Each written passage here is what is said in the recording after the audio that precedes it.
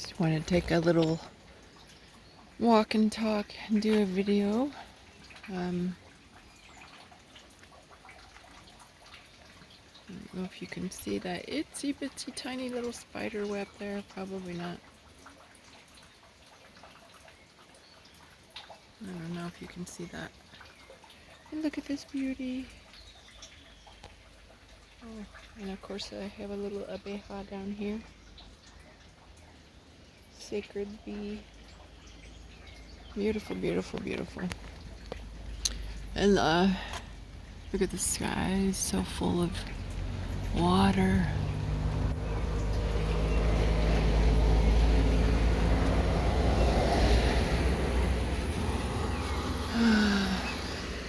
Beautiful sacred water. Water of life. Everything is so green here because of this beautiful water. I might add that you can drink the water here apparently.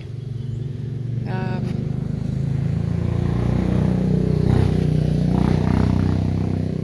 almost want to bite my tongue when I say that because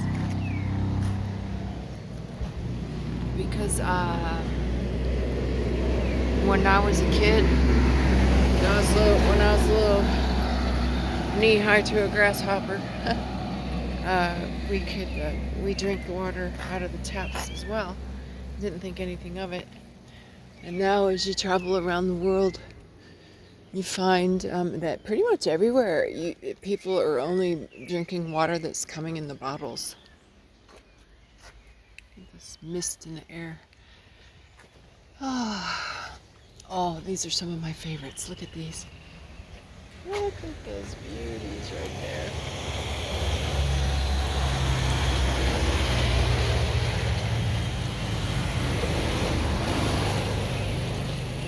Stunning. Absolutely stunning. So pretty. Look at that. I lost my train of thought when I see these. It's just so beautiful. Anyhow, the water, yep. Yeah, look at the gutters here. For real, compared to the gutters on the side of the road in Mexico. They're filled with all these beautiful plants.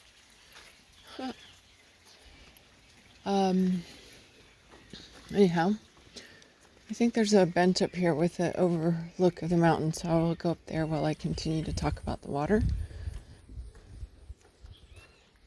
Yeah, it's so important, the relation we have with the water.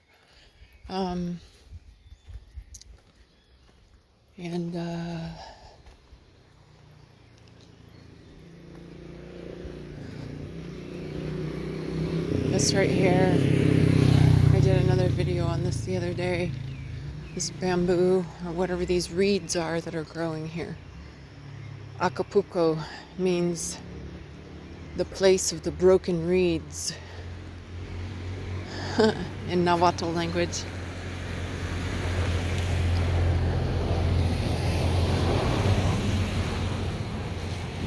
Look at the moss growing on that tree. I bet they have some amazing species of mycelium here. Anyhow, these reeds or bamboo or whatever name you want to give to them, doesn't matter. I mean, it does, because you need to know which plant is which, but it's some kind of a cane, right? I do know that. And I see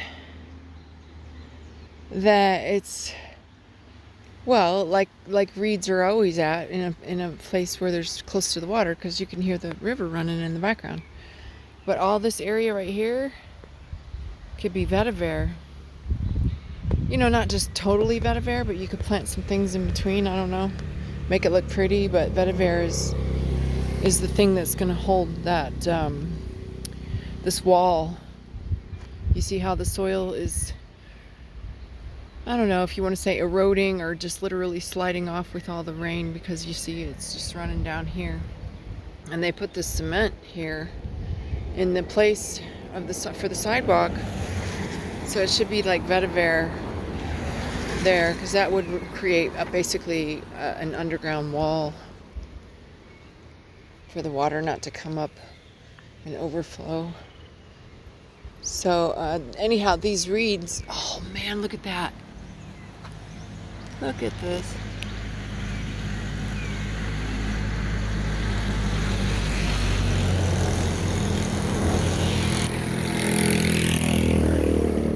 Probably not going to come out so good on the video as it looks in person. That's a brilliant color of like a, I don't know, burgundy red color. Oh, look at these guys. Look at their pretty colors too. Oh, they're just so gorgeous. This tree, look. Yeah, so these reeds, they could be used for biomass. This red dirt here is basically your typical clay riverbed. You could mix that with the reeds, the chopped up reeds. You could mix that with the clay and maybe some sand or some quicklime or limestone, kind of just something like that. And water. And there you go, you'll have a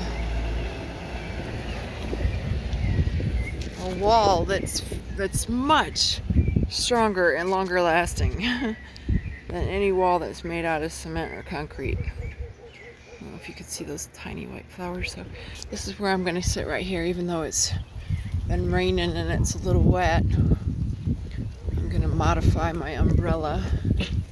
Ooh, it's windy up here too. I'm just going to see if I can sit here on the edge of my umbrella. Wow, look at all that.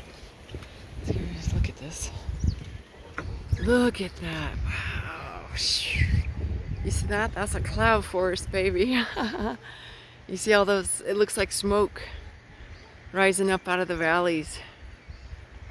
Oh, and here goes a yellow fellow. I don't know who that bird is right there. Oh, my goodness.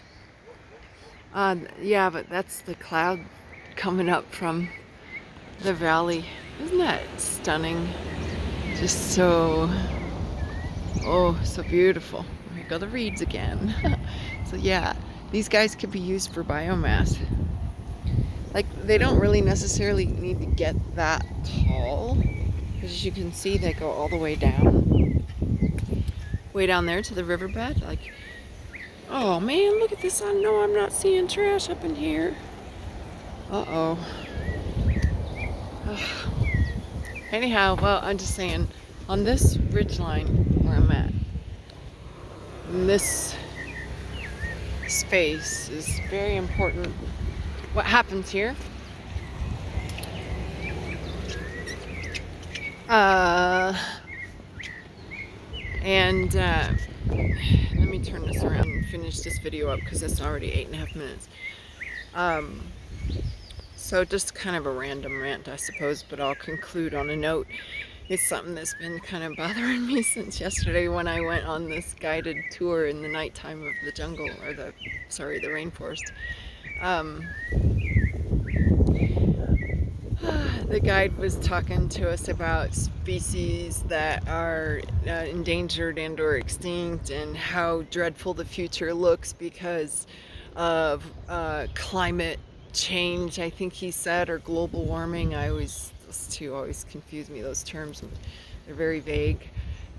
I don't know, they don't have any, I don't know, what do you mean by that? Do you mean the change of the climate because of the chemtrails that have been sprayed in the sky? Can you provide a little more clarity on what you mean by climate change? Sounds like a bunch of smoke and mirrors. Anyhow, but who are we to talk about climate change? And we've only been here for a few hundred years clocking things. It's like, I don't know. And where do you start the clock? Where do you start the clock on Mother Earth, huh?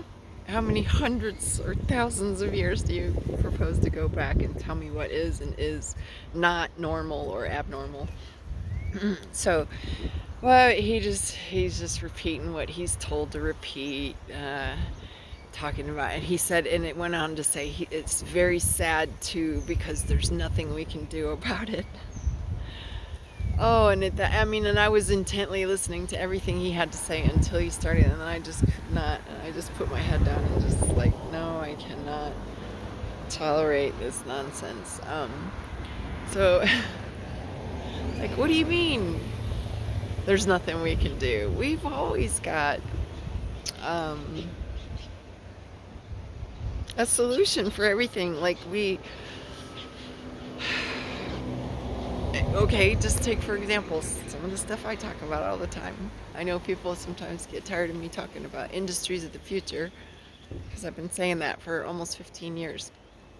So, but I'm just gonna keep on saying it, right? Like if we, okay, let's just presuming, of course, we're presuming that we buy into the official narrative that it is the carbon emissions that is the most harmful to the planet. Let's just presume that, right?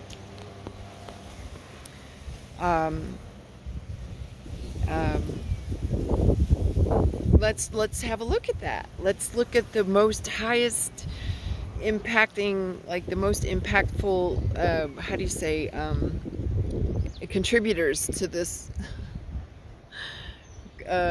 energy consumption slash carbon footprint, blah blah blah, emissions into the air, yada yada yada. Anything that could be attributed to, the cause of the climate change or the global warming. Let's just presume that, okay? And let's take a look at the two major impacting industries on the planet. The two most big, like those two combined represent 15% of the global footprint. Now, there's only a few steel and concrete industries strategically situated throughout the world, regionally situated, so it's not like every small town on the planet can have its own cement and concrete and steel factories, of course. So there's just a few of these places, and they're kind of, there's not one on every corner, is what I'm saying. They're very few and far between, typically these steel, if you look at it from a global perspective. But yet they take up 15%. They're responsible for 15% of the global emissions slash energy consumption, blah blah blah, carbon footprint. All right, well, then make your steel and your concrete and your cement with biomaterials. Use Kanyamo, or Kanyamo or hemp has already been proven to do this, and they're already using it in many other countries around the world. So don't tell me that I can't do something to impact the so-called carbon footprint that is allegedly responsible for the global warming or climate change or whatever phrase of the week we're giving it now. So I'm just saying, yeah, there is something we can do, and if that is the culprit, is to remove that. Like,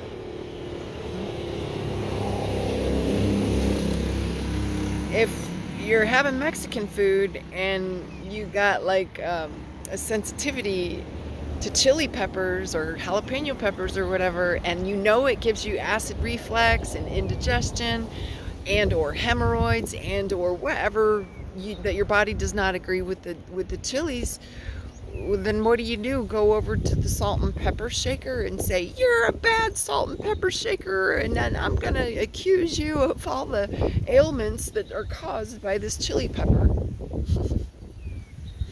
That's literally what we're proposing there. It's not to remove the source of the problem, but to deflect it onto something else that may or may not be part of the problem, because we haven't yet quite clearly identified the problem and the source of the problem. But if you want to say put it in a pie chart and look at it like, let's go after the heavy hitters first. Let's eliminate the source of this alleged cause of global warming, climate change, whatever, 2030 agenda, blah, blah, blah, all that stuff. Let's go after that. And if nothing else, just as an experiment to see if it's true that if we do, and we will, retool these highly offensive industries, highly toxic, highly environmentally destructive, and inferior, I might add, inferior products. And then there's people already doing it. So, oh man, where's my capital investors? Where's my free grant money from the UN government and every other government all the way down to the regional and local level? That everybody that says they're interested in the 2030 agenda and the climate change and the global warming and carbon footprints and all this shit, well, put your money where your mouth's at. I'd like to go ahead and try to fund it myself, but they done stole everything I had in Mexico. Everything. So, and today, contrary to popular belief in Mexico, I'm not an ATM machine with an infinite supply of money that you can just take and take and take and take. I'm running out of cash, so I'm putting the word out there in the spiritual realm, and I'm going to also put it here on this video. For anybody that's interested in cleaning the environment while we create not sustainable, renewable, carbon negative, clean industries, and strong economies, increasing the public health, decreasing the level of the public crimes, because the petty criminals are only robbing and committing petty crimes, as they say it, because they have no other way to pay their bills. If every human being had everything they needed, a roof overhead, food on the table, I mean, read Crime and Punishment. It's enough said. You know, most people do, I'm not saying all, there are a few violent psychopaths out there. I happen to know them personally, quite a few of them. But for the most part, most people don't get out of bed each morning thinking, who can I rob today? They don't even have that thought cross their mind unless they feel in a position where, like they're just totally desperate, and or that no matter what they do, they can never step out of their poverty. That's the precursor for crime. Just, you know, just saying, from a community and economic development perspective, that is a precursor for petty crimes, and crimes within the community is scarcity, and scarcity is a mental disease. So if we can fix our perspective and the mental disease that comes from that perspective, then we can come back in more into alignment and say, gee, even for these UN global, world government fans, I don't care. I'm not making any judgments. I'm just saying, okay, is that your stance? Is that truly your position? Because if it is, I have a solution. Would you be interested in implementing a solution to address the thing that you're saying to me and the rest of the world is the problem? Because if you're not interested in doing that, then you are the fucking problem. It's simple. Lead, follow, or get out of the way. And I'm here with this beautiful place. So grateful to be here. And I'm just here with this message with holistic intelligence and unconditional love. But at the same time, you know, speak softly, but carry a big stick. Lead, follow, or get out of the way. Everything is a choice. For now.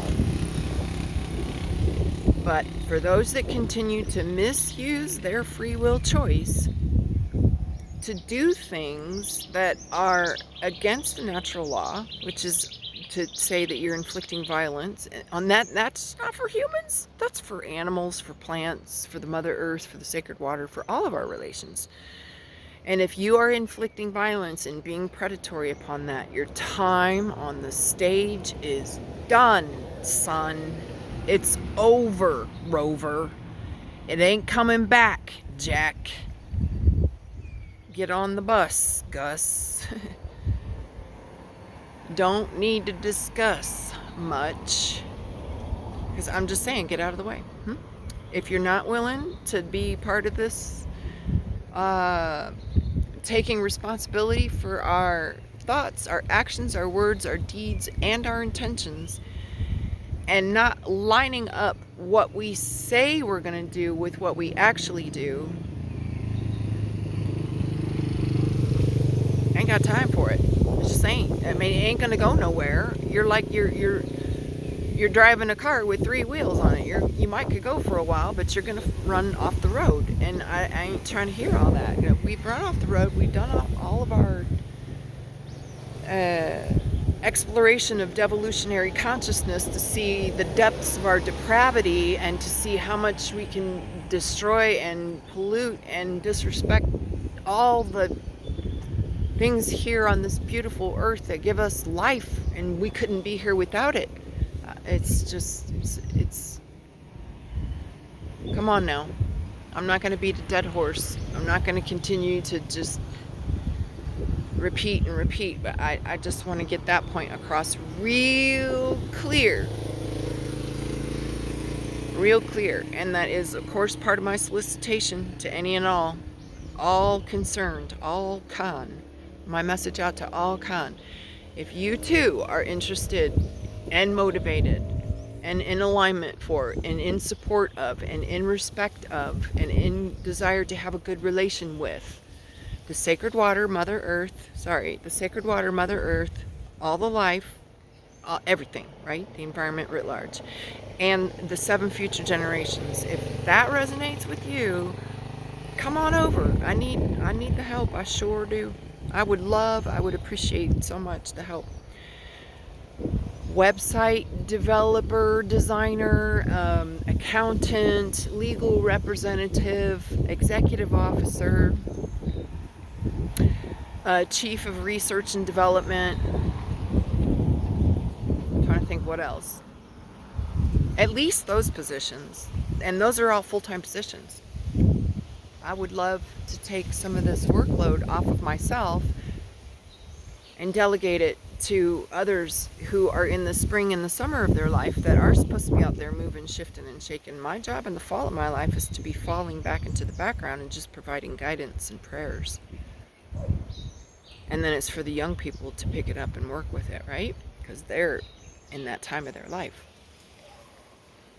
So that's my pitch. That's my, I don't know. I had also another video out there that was specifically called community solicitation. So maybe whatever name I give to this video, I will also copy it over into the community solicitation playlist.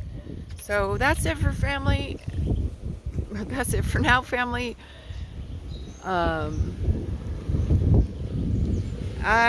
If I have enough battery, I'll try to make another video about the other subject that I've been meaning to talk about, something having to do with AI. So I'll try to take that video now before the rain comes again. Let me see, you can turn this around. Look at how this moves. It's so fast. You see how fast them clouds are moving? They're very low clouds, and they're all swooping down into that valley over there, and then they hit the valley almost like a rainfall hits, and it disperses, and it's hitting that's like a cloud rainfall going over into that crevice, into that valley, and it's coming up as a mist. It's just magical here. I love it so much. Okay, family, enjoy, and I'll see you in the dream world. Ciao for now.